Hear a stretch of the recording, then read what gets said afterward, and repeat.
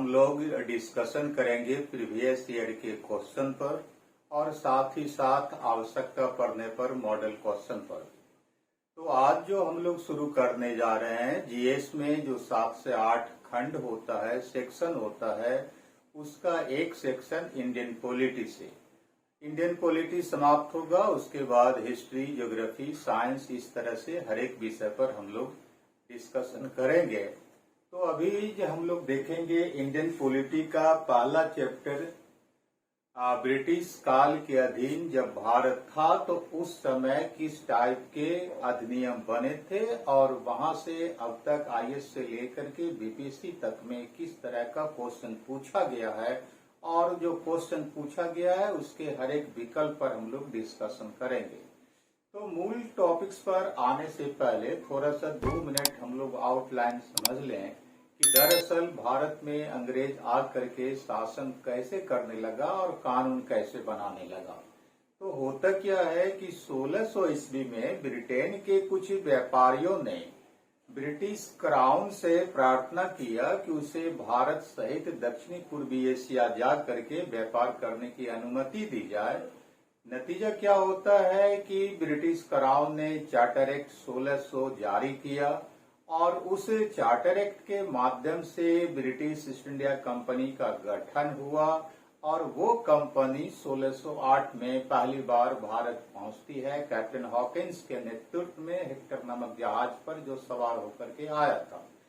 उसके बाद वो मुगल बादशाह जहांगीर से व्यापारिक अनुमति के लिए मिला और ये सिलसिला आगे चलता रहा। अंततः उसे व्यापार करने की अनुमति भारत में मिल गई, लेकिन जब 150 सालों तक वह भारत में व्यापार कर लिया तो वह भारत की वस्तु स्थिति को समझने में बहुत हद तक कामयाब रहा कि यहाँ की सामाजिक स्थिति क्या है और यहाँ की राजनीतिक अवस्था क्या है। तो डामाडोल राजनीतिक अवस्था और जैसो विभेद पर आधारित भारतीय समाज को देख करके उसे लगा कि अगर भारत की सत्ता भी अपने हाथ में कर लिया जाए तो और ज्यादा से ज्यादा मुनाफा कमाया जा सकता है। नतीजा क्या होता है कि 1757 में वो बंगाल के नवाब सिराजुद्दौला के साथ पलासी का युद्ध जीतता है और उसके बाद 1764 में भारत की 3 शक्तियों को हरा देता है बक्सर के युद्ध के मैदान में, जिसमें एक तरफ मुगल बादशाह है, उसके साथ अवध का नवाब शुजा-उद-दौला है और बंगाल से खदेड़ा गया नवाब मीर कासिम है। जब बक्सर का युद्ध वो जीत लेता है तब उसके लिए समस्या एक पैदा होता है कि भारत का शासन अब हम कैसे चलाएंगे। तो इसके पहले तक भारत में जो शासन संचालन चलता था वो राजतंत्र के माध्यम से चलता था, राजा की इच्छा ही सब कुछ होती थी। लेकिन चूंकि जो अंग्रेज ब्रिटेन से भारत पहुंचा था तो वह तो एक विधि के शासन वाले देश का नागरिक था, क्योंकि उसके वह कानूनों के अंतर्गत शासित होता था, इसलिए उसने अपने अनुभव के आधार पर भारत में भी कानून बनाने का फैसला लिया और उसी का नतीजा होता है कि 1773 से भारत में अंग्रेजों के द्वारा कानून बनाए जाने लगे। सबसे पहला जो एक्ट बनता है वो रेगुलेटिंग एक्ट 1773, उसके बाद संशोधित अधिनियम 1781, पिट्स इंडिया एक्ट 1784, 1786 का अधिनियम, उसके बाद चार्टर एक्ट 1793 और लगातार यहाँ से हर एक 20 साल पर एक चार्टर एक्ट बनता है। तो 1793 के बाद charter act 1813, charter act 1833, charter act 1853 और उसके बाद हम जानते हैं कि 1857 में सिपाही विद्रोह हो जाता है और उस विद्रोह के बाद भारत पर से ब्रिटिश ईस्ट इंडिया कंपनी का शासन समाप्त कर दिया जाता है और भारत सीधे ब्रिटिश क्राउन के अधीन घोषित हो जाता है। मतलब क्या कि 1858 में गवर्नमेंट ऑफ इंडिया एक्ट बना, फिर इंडियन काउंसिल एक्ट 1861 बना, Indian council act 1892, Indian council act 1909 जिसे हम लोग मार्ले मिंटो सुधार एक्ट भी कहते हैं। उसके बाद इंडियन काउंसिल एक्ट 1919 जिसे मॉन्टेग्यू चेम्सफोर्ड एक्ट कहा जाता है। उसके बाद गवर्नमेंट ऑफ इंडिया एक्ट 1935 और सबसे अंत में इंडिया इंडिपेंडेंस एक्ट 1947 जिसके माध्यम से भारत को आजादी मिली। तो इस तरह से इतने सारे अधिनियम अंग्रेजों के द्वारा बनाए गए अब हम लोग देखेंगे कि इन अधिनियमों से कैसा और किस तरह का सवाल पूछा जाता रहा है, चाहे वो आईएएस का एग्जाम हो या बीपीएससी का या झारखंड का या उत्तर प्रदेश लोकसभा आयोग या कोई और सिविल सर्विस। तो पहला जो यहाँ पर क्वेश्चन पूछा गया है वो क्वेश्चन है कि निम्नलिखित में से किस अधिनियम में कलकत्ता में सर्वोच्च न्यायालय की स्थापना का प्रावधान किया गया था। तो किस अधिनियम के द्वारा कलकत्ता में सर्वोच्च न्यायालय की स्थापना की गई थी, यह जो है हमसे पूछता है। विकल्प जो वो दे रहा है, विकल्प दे रहा है ए में वो विकल्प दे रहा है आपको रेगुलेटिंग एक्ट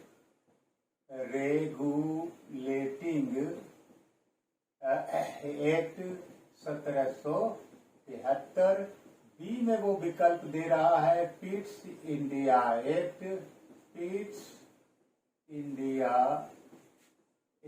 एक्ट 1784। और तीसरा जो विकल्प दे रहा है वो चार्टर एक्ट 1813। और डी में जो विकल्प दे रहा है वो है चार्टर एक्ट 1833। ये जो है चार विकल्प की वो बात करता है। हम लोग को देखना है कि इसमें से कौन सा आंसर होगा। तो जैसा कि हमने कहा कि हम लोग चारों विकल्प पर डिस्कशन करेंगे और चारों विकल्प पर अगर हम डिस्कशन कर लेते हैं तो इससे संबंधित आगे चल करके जैसा भी क्वेश्चन पूछा जाएगा उसे हम लोग आसानी से सॉल्व कर सकते हैं। इसलिए यहाँ पर हमको देखना होगा कि चारों विकल्प में क्या क्या प्रावधान था। तो पहला जो है रेगुलेटिंग एक्ट 1773, इसमें क्या प्रावधान था ये हमको देखना। तो उस समय अंग्रेजों ने क्या किया था कि भारत के जिन क्षेत्रों पर उसका कब्जा हो चुका था तो उन क्षेत्रों पर अपना शासन चलाने के लिए उसने 3 प्रशासनिक हेडक्वार्टर बनाए थे। दक्षिण भारत में मद्रास जो कि मद्रास प्रेसिडेंसी कहलाता था, पश्चिम भारत में बॉम्बे जो कि बॉम्बे प्रेसिडेंसी कहलाता था, और उत्तर भारत का प्रशासन चलाने के लिए कलकत्ता जो कि बंगाल प्रेसिडेंसी कहलाता था। और तीनों प्रेसिडेंसी का अलग अलग गवर्नर होता था। तो यहाँ पर इसने क्या किया इस एक्ट के माध्यम से कि बंगाल प्रेसिडेंसी के अधीन मद्रास और बॉम्बे प्रेसिडेंसी को कर दिया गया। तो मद्रास प्लस बॉम्बे प्रेसिडेंसी जो था, बॉम्बे प्रेसिडेंसी ये अधीन कर दिया गया आपको बंगाल प्रेसिडेंसी के। एक काम ये किया गया। दूसरा काम ये हुआ तो कि जो है आपको बंगाल का जो गवर्नर था वह जो है आपको बंगाल के का जो गवर्नर था उसके अधिकार में जो है वृद्धि की जाती है। तो होता क्या है कि बंगाल का गवर्नर जो था, गवर्नर ऑफ बंगाल, यह गवर्नर जनरल ऑफ बंगाल बना दिया गया। मतलब बंगाल का गवर्नर अब बंगाल का गवर्नर जनरल बन गया। तो उस समय वारेन हेस्टिंग्स बंगाल का गवर्नर था, वही बंगाल का गवर्नर जनरल इस अधिनियम के द्वारा बना दिया गया। मतलब क्या कि बंगाल का पहला गवर्नर जनरल जो बना वह वारेन हेस्टिंग्स बना। अब है कि ये जो आपको गवर्नर जनरल जो है जो बना बंगाल का, उसके अधिकार में वृद्धि की गई कि युद्ध प्लस संधि और राजस्व का भी उसको अधिकार दे दिया गया। उसके अलावा फिर व्यवस्था किया गया कि बंगाल के गवर्नर जनरल की सलाह और सहायता के लिए एक 4 सदस्यीय जो है काउंसिल बना दिया गया। तो 4 सदस्यीय परिषद जो है 4 सदस्यीय परिषद बना दिया गया। तो और इस पर यह जो परिषद बना तो इसमें बहुमत के आधार पर जो फैसला होता, उसी के आधार पर बंगाल के गवर्नर जनरल को शासन संचालन करना था। अब है कि ये जो बंगाल का गवर्नर जनरल और ये 4 सदस्यीय परिषद बना, यह उत्तरदायी बनाया गया किसके प्रति? बोर्ड ऑफ डायरेक्टर के प्रति, जो कि इंग्लैंड में रहता था। तो ये जो है इसमें व्यवस्था हुआ, और हमारे प्रश्न के मुताबिक जो आंसर वो खोजता है वह यह हुआ इसमें कि भारत में एक सुप्रीम कोर्ट की स्थापना होगी। तो सुप्रीम कोर्ट की स्थापना की बात हुआ, और इसी प्रावधान के आधार पर 1774 में कलकत्ता में जो है सुप्रीम कोर्ट की स्थापना की गई। यह जो सुप्रीम कोर्ट बना, इसमें एक मुख्य न्यायाधीश प्लस 3 अन्य न्यायाधीश रखे गए थे। मुख्य न्यायाधीश जो उस समय बना था उनका नाम था सर एलिजा एम्पे। तो इस तरह से आपको 1773 का ये रेगुलेटिंग एक्ट है। तो जो क्वेश्चन कह रहा था कि किस अधिनियम के द्वारा कलकत्ता में सर्वोच्च न्यायालय की स्थापना की गई, तो उस हिसाब से हमारा आंसर ये रेगुलेटिंग एक्ट 1773 होगा। लेकिन हमको चारों विकल्प को देख लेना है, क्योंकि आगे चल करके यहाँ से जो क्वेश्चन पूछे जाए तो वो हम लोग मिस नहीं करें, उसको देख लेना है। तो अब आता है उसके बाद दूसरा विकल्प, पिट्स इंडिया एक्ट की बात हम लोग देखेंगे। तो पिट्स इंडिया एक्ट जो था, इसमें क्या प्रावधान था? तो इस समय ब्रिटिश ईस्ट इंडिया कंपनी में भ्रष्टाचार बढ़ चुका था। तो उस भ्रष्टाचार को रोकने के लिए क्या व्यवस्था हुआ कि कंपनी का कोई भी अधिकारी या कर्मचारी अब उपहार नहीं ले सकता है, ये व्यवस्था हुआ। उसके बाद क्या हुआ कि जो ये 4 सदस्यीय परिषद बना था, उस परिषद की संख्या में कटौती कर दी गई। कहा गया कि अब ये 4 सदस्यीय परिषद नहीं रहेगा, 4 की जगह अब यह 3 सदस्यीय परिषद हो जाएगा। तो ये काम होता है। उसके अलावा एक महत्वपूर्ण काम ये होता है कि अब तक अंग्रेजों ने भारत के जिन क्षेत्रों पर कब्जा करके शासन चलाने का फैसला लिया था या अपन चला रहा था, उन क्षेत्रों का वो एक नामकरण कर देता है। नामकरण क्या रखता है? तो नामकरण रखता है वह ब्रिटिश अधिकृत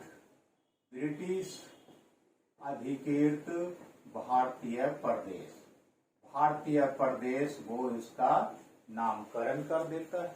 उसके बाद जो वह होता है कि जो है आपको ये जो बंगाल का गवर्नर जनरल बना, उस पर कुछ शर्त लगाया जाता है कि जो है ये युद्ध और संधि देशी राजाओं से करने से पहले बोर्ड ऑफ डायरेक्टर से सहमति लेगा। मतलब पूर्व अनुमति की व्यवस्था कर दिया गया कि पूर्व अनुमति युद्ध और संधि देशी राजाओं से करने से पहले बंगाल के गवर्नर जनरल को करना होगा। उसके बाद जो है एक और व्यवस्था हुआ कि कंपनी में जो पदस्थापित अंग्रेज अधिकारी भारत में थे, उन पर अगर कोई मुकदमा चलाना होगा तो उसके लिए आपको लंदन में एक कोर्ट की स्थापना होगी। तो कोर्ट कहाँ होगा? तो लंदन में होगा। किस लिए होगा? तो भारत में पदस्थापित ब्रिटिश अधिकारियों पर मुकदमा चलाने के लिए। उसके बाद क्या हुआ कि इसमें एक और महत्वपूर्ण फैसला हुआ कि कंपनी के कार्यभारों का बंटवारा कर दिया गया, पृथक्करण कर दिया गया। पृथक्करण क्या हुआ? कहा गया कि व्यापारिक कार्य जो कंपनी का होगा, व्यापारिक कार्य, इसकी देखभाल बोर्ड ऑफ डायरेक्टर करेगा, और राजनीतिक काम जो होगा, राजनीतिक कार्य जो होगा वह बोर्ड ऑफ कंट्रोल करेगा।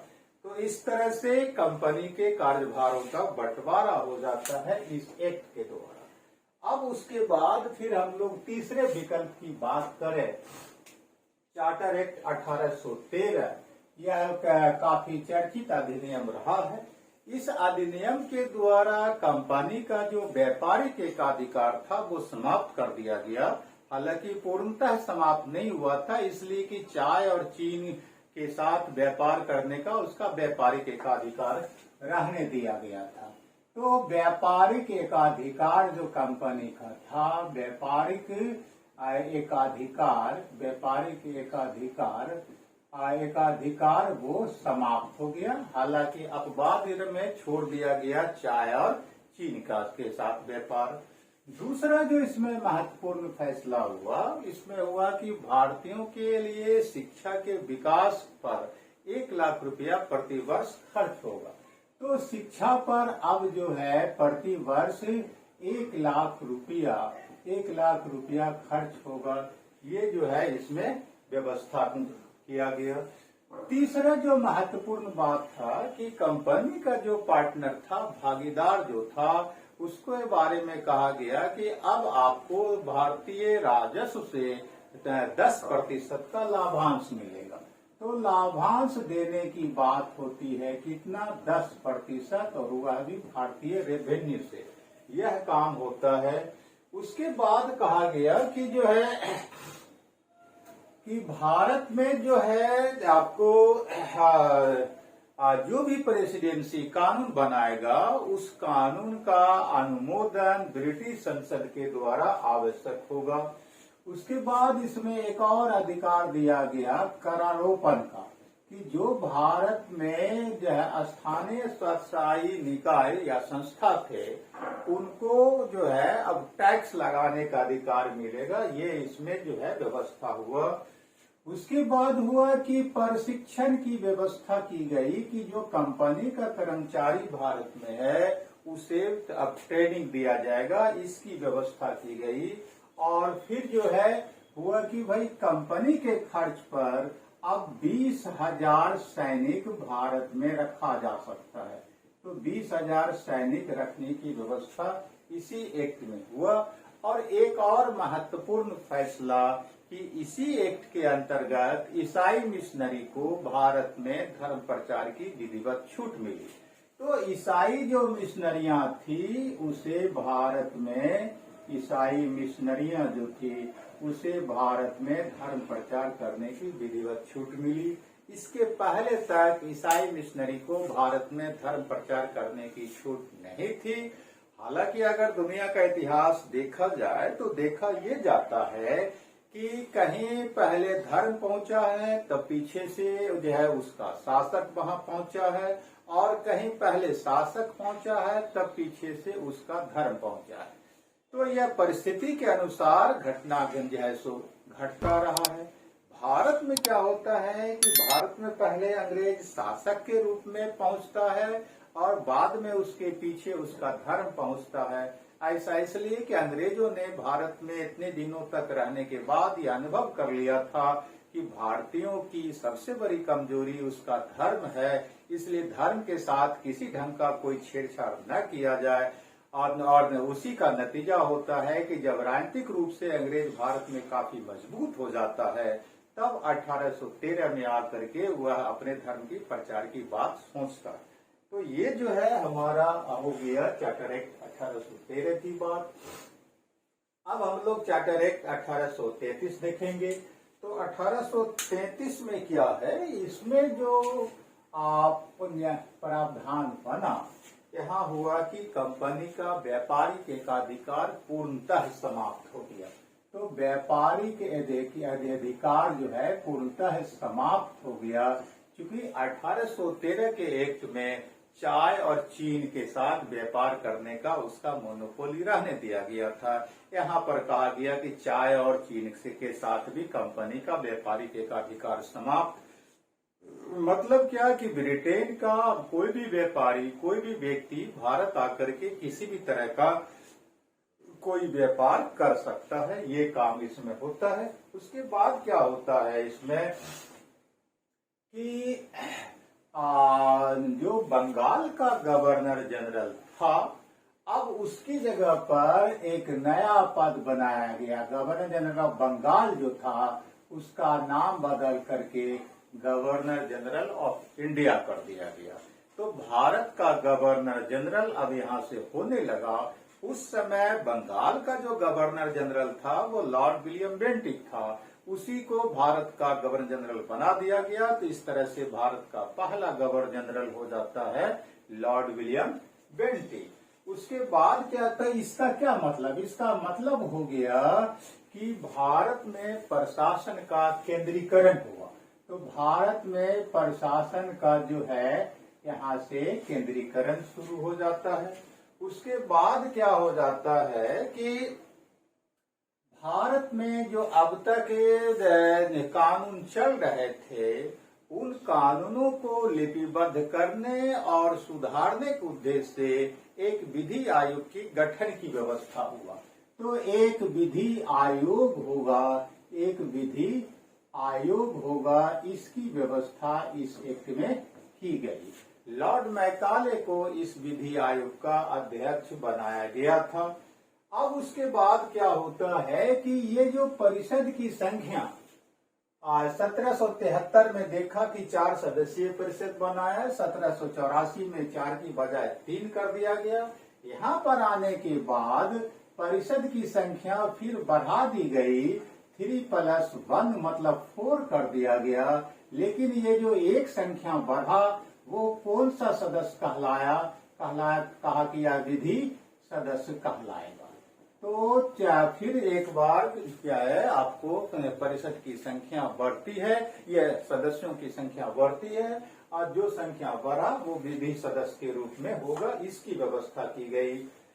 उसके बाद जो है भारत में दास प्रथा का अंत किया गया, ये अंत किया गया। हालांकि ये व्यवहार में 1843 में भारत में समाप्त हो पाता है।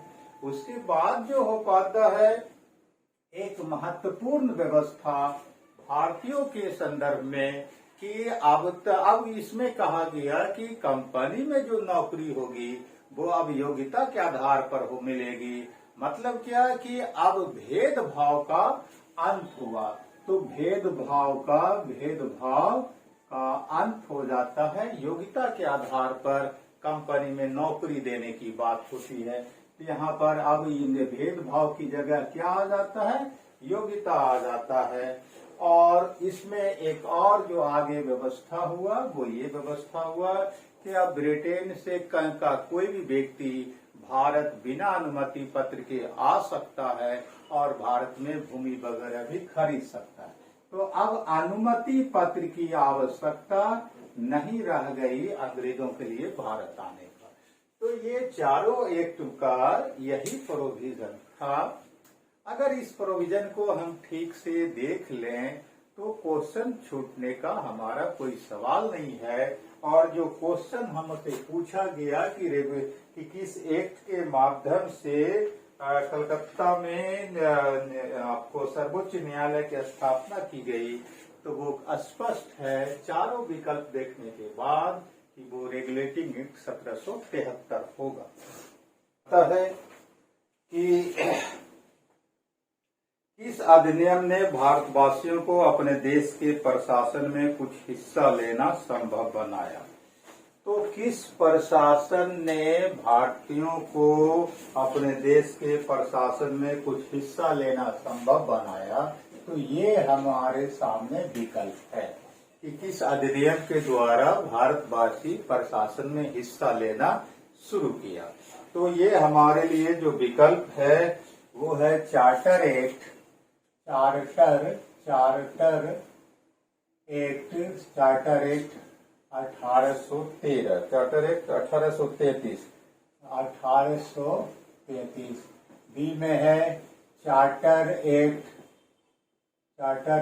1833। सी में है government of India act, government of India act 1858। और लास्ट डी में है इंडियन काउंसिल एक्ट, इंडियन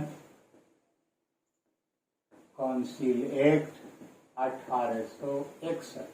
ये हमारे पास विकल्प आता है।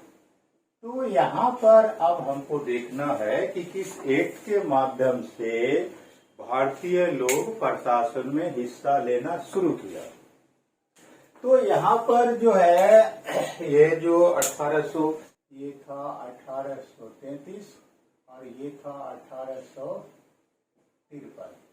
तो अब यहाँ पर जो आता है, तो चूंकि जो क्वेश्चन है उस क्वेश्चन के हिसाब से देखें तो चार्टर एक्ट 1833 होगा, क्योंकि अभी अभी जो पहला क्वेश्चन हम लोगों ने देखा उसमें क्या था कि जो है कंपनी की नौकरियों में जो सामाजिक आधार पर भेदभाव होता था उसका अंत कर दिया गया और कहा गया कि अब कोई भी भारतवासी योग्यता के आधार पर कंपनी की नौकरी प्राप्त कर सकता है। मतलब क्या, जाति, धर्म, मूल वंश, निवास स्थान आदि के आधार पर अब कोई भेदभाव कंपनी की नौकरी में नहीं होगा।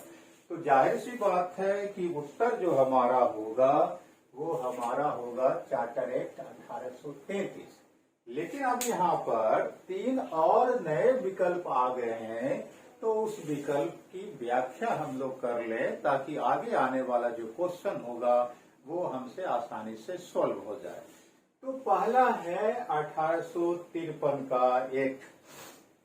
तो 1853 का जो एक्ट था उसमें क्या व्यवस्था था, इसमें जो व्यवस्था बना इसमें व्यवस्था ये बना कि बंगाल के लिए अब एक लेफ्टिनेंट गवर्नर जनरल होगा।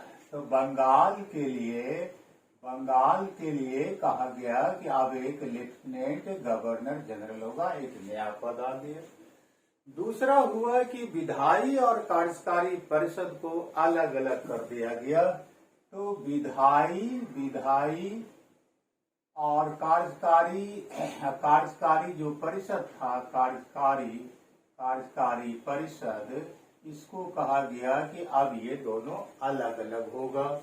उसके बाद एक महत्वपूर्ण, जो सर्वाधिक महत्वपूर्ण है हम भारतवासियों के लिए, वो ये हुआ कि पहली बार संपूर्ण भारत के लिए एक विधान मंडल की स्थापना का व्यवस्था किया गया।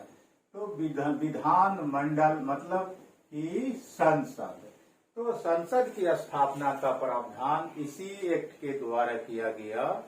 चौथा जो एक महत्वपूर्ण बात हुआ इसमें वो ये हुआ कि 1833 में कहा गया कि योग्यता के आधार पर कंपनी में नौकरी मिलेगा।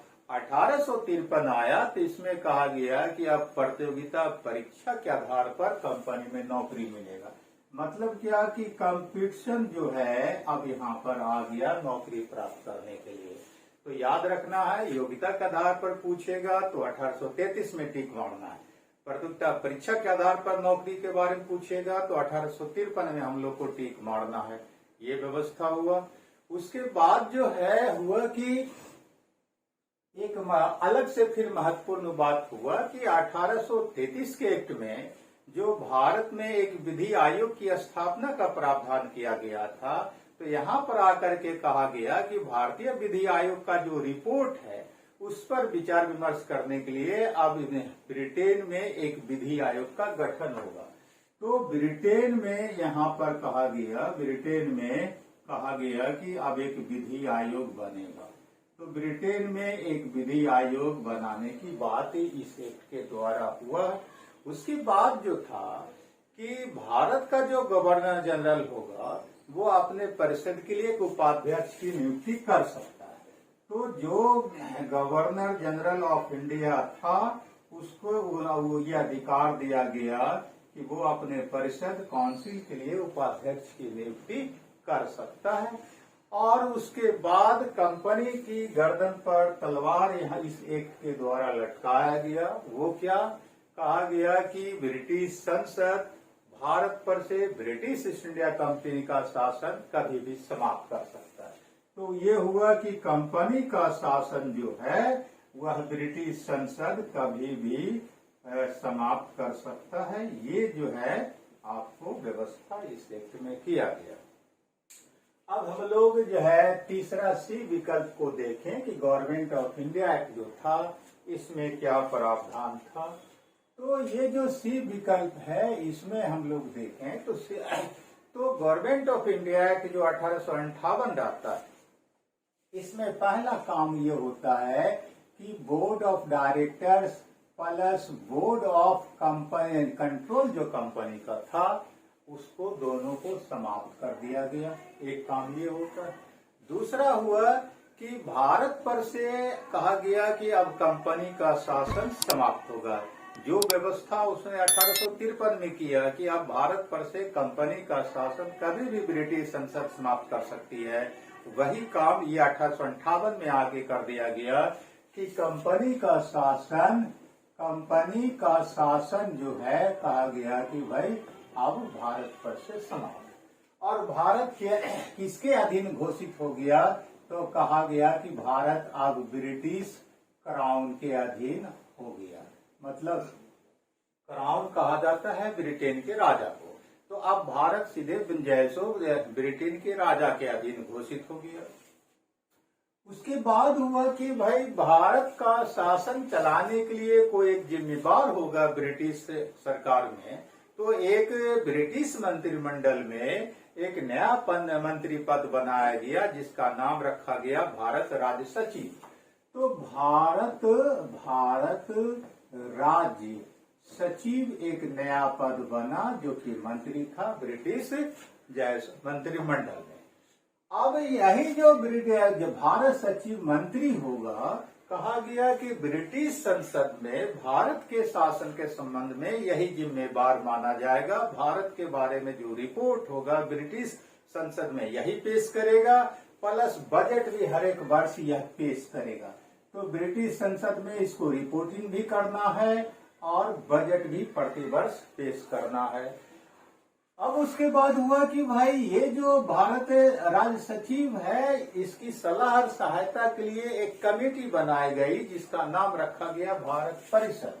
तो भारत परिषद एक कमेटी बनाई गई और इस भारत परिषद में 15 सदस्य रखा गया। 15 में से 8 सदस्य की नियुक्ति कहा गया क्राउन करेगा और 7 सदस्य की नियुक्ति जो है कंपनी का बोर्ड ऑफ डायरेक्टर्स करेगा। ये जो है इसमें व्यवस्था किया गया। अब है कि भारत का शासन कैसे चलेगा, तो यहाँ रह करके शासन संचालन के लिए जो सर्वोच्च अधिकारी का पद बनाया गया वो वायसराय का पद बनाया गया। तो अब तक जो गवर्नर जनरल ऑफ इंडिया था उसका पद समाप्त कर दिया गया।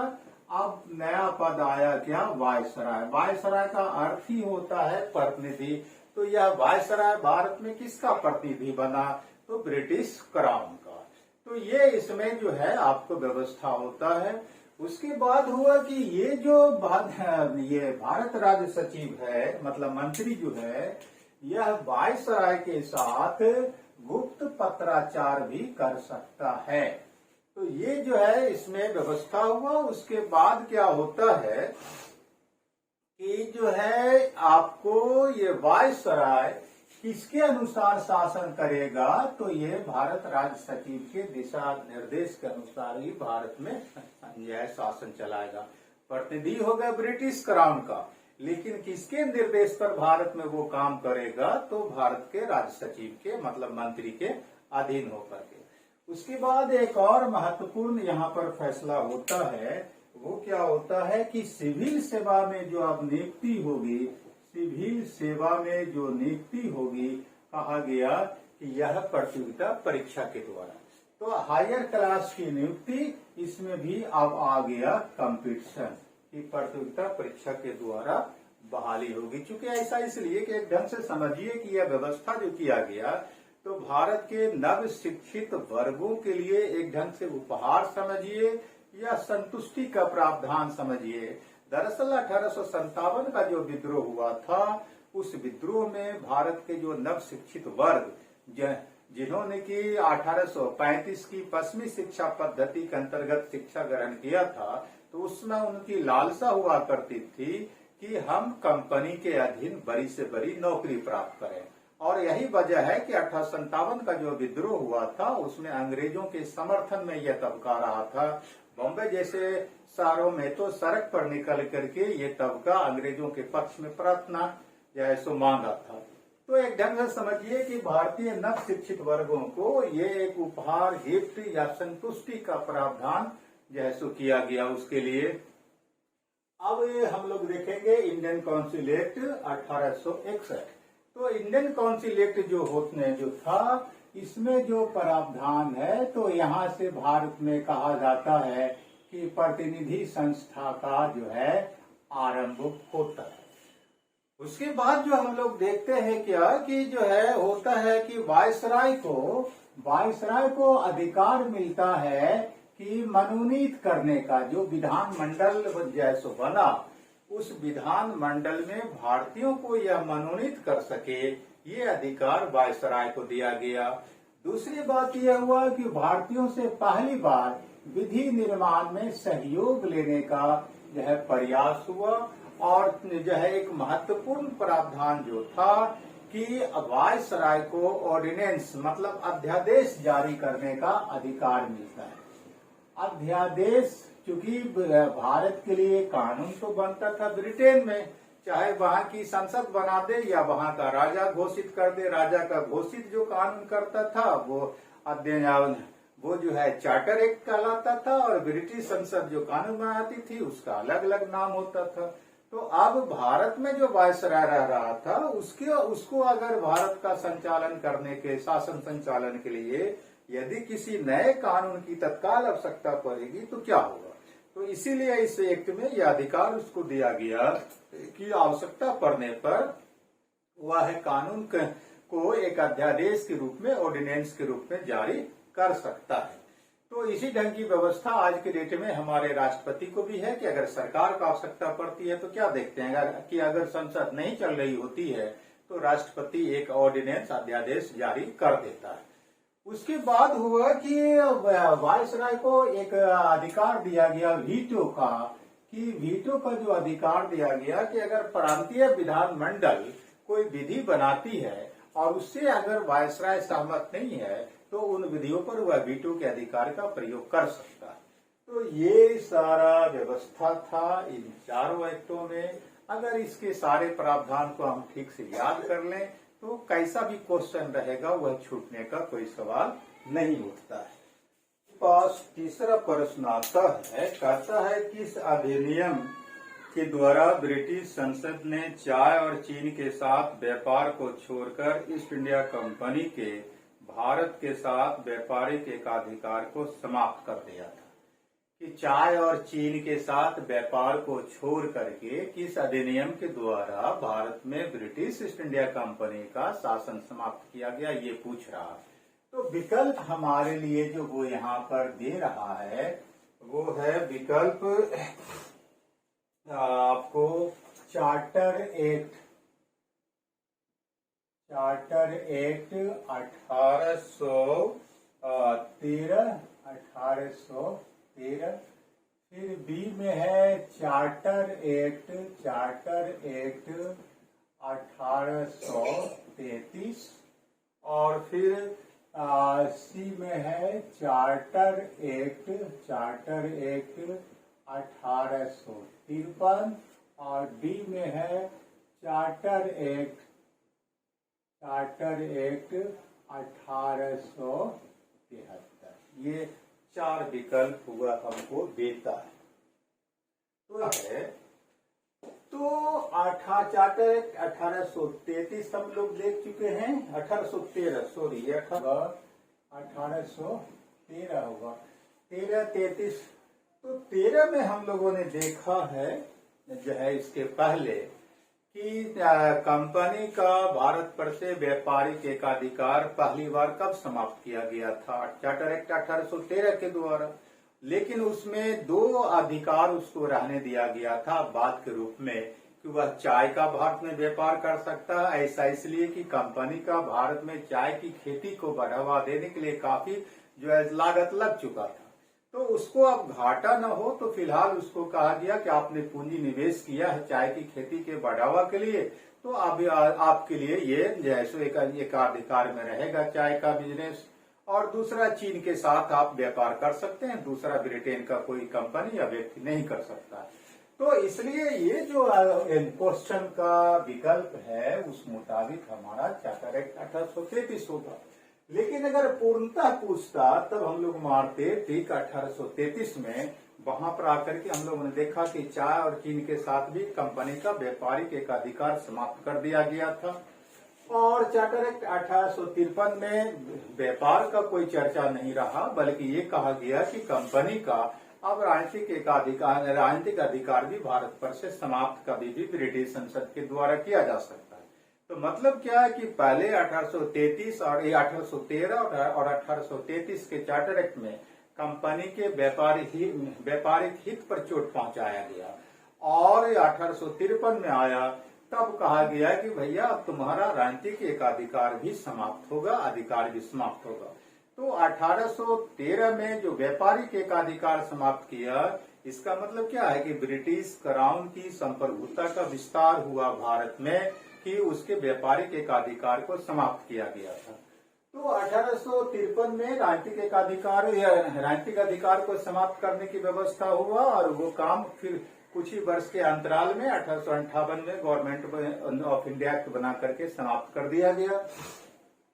चार्टर एक्ट 1873 पॉलिटी के इतिहास में कोई एक्ट है नहीं जिस एक्ट को अंग्रेजों ने बनाया हो, और तो अगर होगा भी तो यह कहीं से महत्वपूर्ण नहीं है, इसलिए चार्टर एक्ट 1873 की चर्चा ही बेकार है। तो ये तीसरा क्वेश्चन भी हमारा समाप्त हो गया। क्वेश्चन कहता है, चार्टर एक्ट 1813 के संबंध में निम्नलिखित कथनों पर विचार कीजिए। इससे भारत में ईस्ट इंडिया कंपनी के व्यापारिक एकाधिपत्य को चाय का व्यापार तथा चीन के साथ व्यापार को छोड़कर समाप्त कर दिया। बिल्कुल सही है, विचार कर लिया। दूसरा है, इसने कंपनी द्वारा अधिकार में लिए गए भारतीय राज्य क्षेत्रों पर ब्रिटिश क्राउन की संप्रभुता को सुदृढ़ कर दिया। बिल्कुल सही, यह भी हम लोगों ने देखा, क्योंकि 1813 में जो उसका व्यापारिक एकाधिकार समाप्त करने की बात हुई, ब्रिटेन का कोई भी नागरिक भारत में आकर के अब व्यापार कर सकता है और यहाँ ईसाई मिशनरी धर्म प्रचार कर सकता है। ये सारा ऐसा प्रावधान था जिससे ब्रिटिश राजा के अधिकार में वृद्धि का संकेत देता है। तीसरा, भारत का राजस्व अब ब्रिटिश संसद के नियंत्रण में आ गया था, ऐसा कोई व्यवस्था नहीं था। तो उपरोक्त में से कौन सा कथन सही है? केवल 1 और 2, केवल 2 और 3, केवल 1 और 3, 1, 2 और 3। तो विकल्प जो हमारा चौथा क्वेश्चन का होगा वो तो क्या सही कौन होगा यह कह रहा है। तो चौथा क्वेश्चन जो है, तो चौथा क्वेश्चन में कहता है कि 1 और 2 सही होगा, कि जो है आपको 2 और 3 सही होगा। सी में कहता है कि 1 और 3 सही होगा, और डी में कहता है कि 1, 2 और 3 तीनों सही होगा। तो यहाँ पर जो विकल्प होगा सही वो 1 और 2 होगा, कि इसने चाय और चीन को छोड़ करके कंपनी का व्यापारिक एकाधिकार समाप्त किया। 1813 में ये बात था। दूसरा, कि ब्रिटिश क्राउन की संप्रभुता का विस्तार किया, यह सही होगा। तो ये 2 विकल्प हमारा सही होगा। तो इस तरह से ये 4 क्वेश्चन अभी हम लोगों ने देखा। चूंकि आउटलाइन देना था और हर एक क्वेश्चन के विकल्प की व्याख्या करना था, इसलिए ज्यादा लंबा क्लास चल गया। 1-2 क्लास के बाद जो है ज्यादा से ज्यादा क्वेश्चन हम लोग सोल्व कर पाएंगे। हमारी मंशा है कि लगभग पर डे 10 क्वेश्चन हम लोग सोल्व करें, ताकि जो है हमारा पॉलिटी से संबंधित बेहतर तैयारी हो जाए, और जो है हर एक एग्जाम के नेचर के बारे में जान सकें कि वो कैसा और किस तरह का क्वेश्चन पूछता है, किस चैप्टर को कितना वो महत्व देता है। इसलिए ये जो क्लास शुरू हुआ है यह बेहद उपयोगी क्लास है। हम समझते हैं कि अगर आप इस क्लास को करते जाते हैं तो कोई दिक्कत नहीं होगा, पॉलिटी के अंतर्गत आपको कोई क्वेश्चन छूट जाए ये सवाल पैदा नहीं होता। इसलिए हमारा आप लोगों से आग्रह है कि आप लोग ये जो है समीर क्लासेज पटना को सब्सक्राइब कर लें। धन्यवाद।